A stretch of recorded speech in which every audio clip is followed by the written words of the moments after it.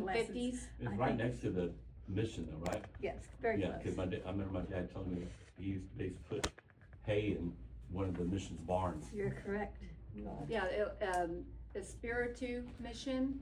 So that land that mission is on was once owned by T.P. McCampbell, and your mother is the one that told me that story that he kept, because at that point that mission wasn't something everybody was going to. It wasn't such a tourist attraction.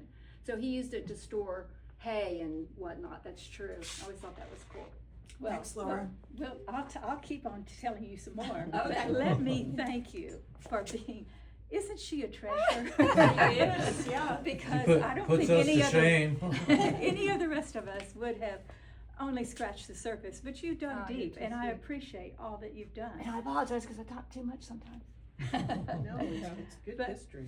Yeah, it is. I mean, cause we're all connected. you Well, know. good. I'm glad y'all are enjoying it. We and learning absolutely something. are. And when you talked about the house, it is a 3-story house that Victorian style. I wish it were still there. Right. But you can imagine living there, having 8 children and thousands of acres.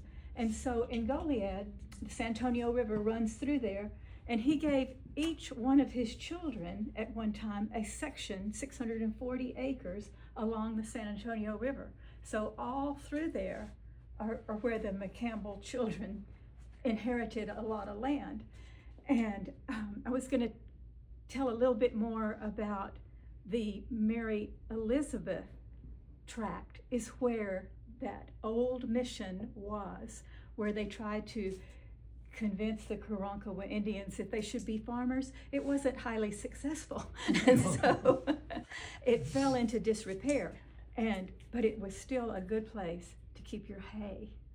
And so Bill did a talk at the cemetery this past year, talking about James Arthur White, who was kind of a mover and shaker in Goliad. And he got the family to sell the land to the state, and then the state built it up and made it into a state park. So it's all an interesting story, but we're kind of on the foundation level, and that makes it a lot of fun, I think. So that was a good question. What about that house? And I think it was actually the railroad they were dynamiting for. And, Okay. And so, but then they had to do the underpass under it where the highway is, so technically it's both of them. But Laura asked me to talk about the character.